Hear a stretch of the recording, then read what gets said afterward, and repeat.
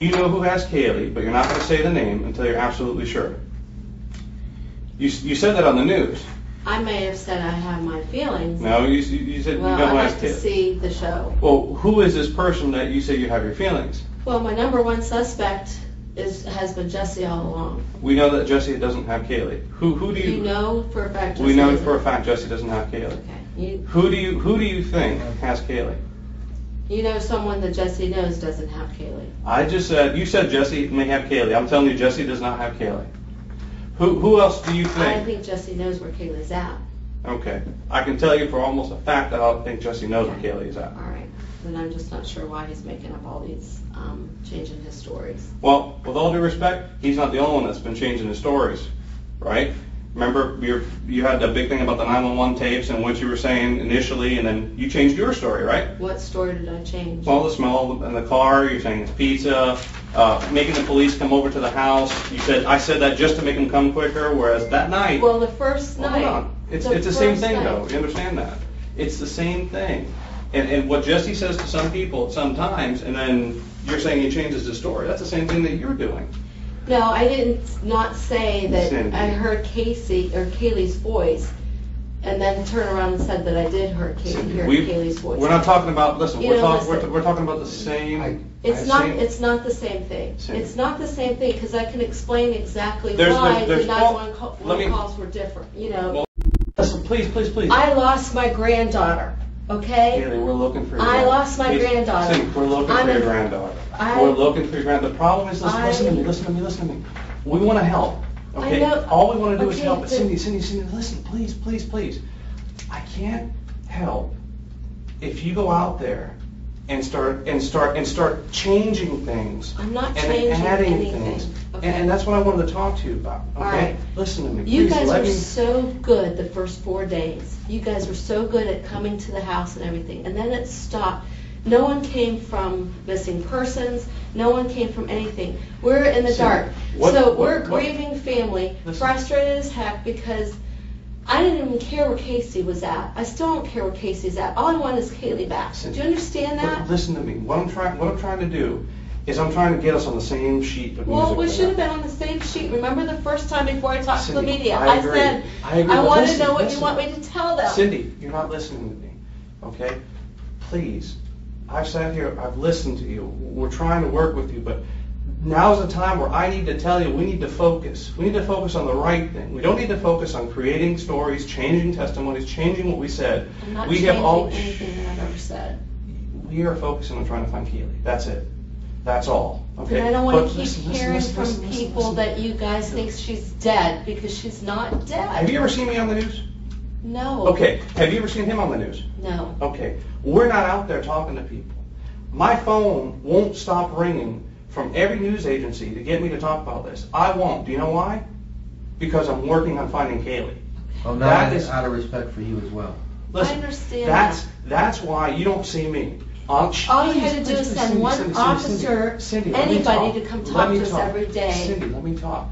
I can't. See, right now I can't even. Have to be you. Right now I can't even talk to you. You're not letting me talk to you. I'm watching all these things. I'm watching all these things that you're doing right now, and it's hurting our case.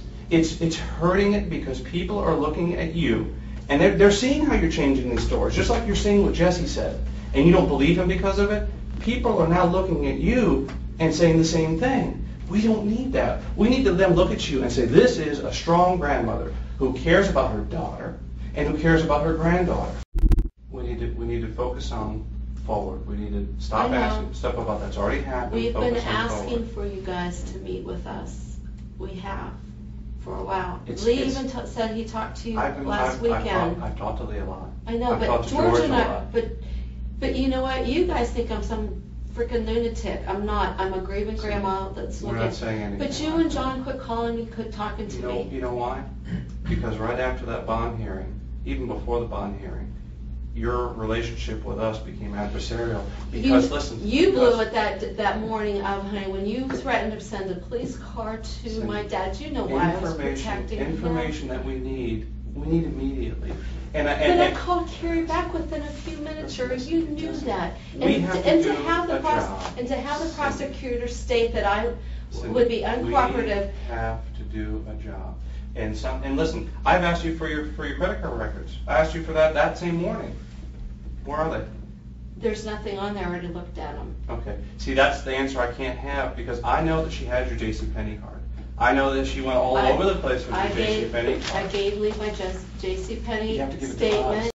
Okay, I can only tell you what I have sensed before. I know you as a nurse, you've been to the morgue before. I've smelled dead flesh. I've smelled dead bodies. I've smelled burnt bodies. And we're not gonna go back and forth with this. I'm just gonna know we're gonna agree to disagree with this, okay? But what you also need to remember, there are different aspects of this that we need to pay attention to. We're focusing on finding Caylee. I will not come to you and tell you anything but that unless I have definitive proof. But are you looking for a live Caylee or a dead Caylee? We're looking for Caylee, Cindy, because we don't know where Caylee is. And listen, look at this from the outside. I know it's tough. Okay, pretend this isn't your daughter. Pretend Casey is not your daughter. What would you think happened? I don't know. Pretend Casey's not your daughter. All the lies, all the inconsistencies, all the stories, all the evidence, all the facts, all the people that don't exist, what do you in your heart believe? Not knowing Casey, I would probably think the worst. I have someone here that I need to be arrested. I have a 22-year-old person that has grand theft sitting in my auto with me. The number one suspect has been Jesse all along.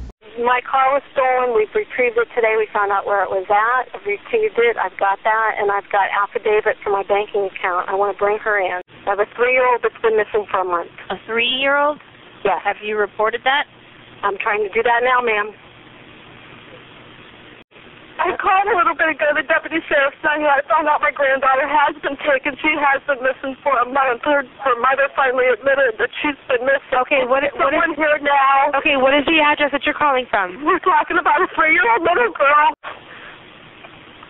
There's something wrong. I found my daughter's car today, and it smells like there's been a dead body in the damn car. But when the truth comes out, everybody will know that my daughter is innocent. The number one suspect, she has been more of a victim from the media and from the local authorities, almost as much as poor Caylee is. The number one suspect has been Jesse all along.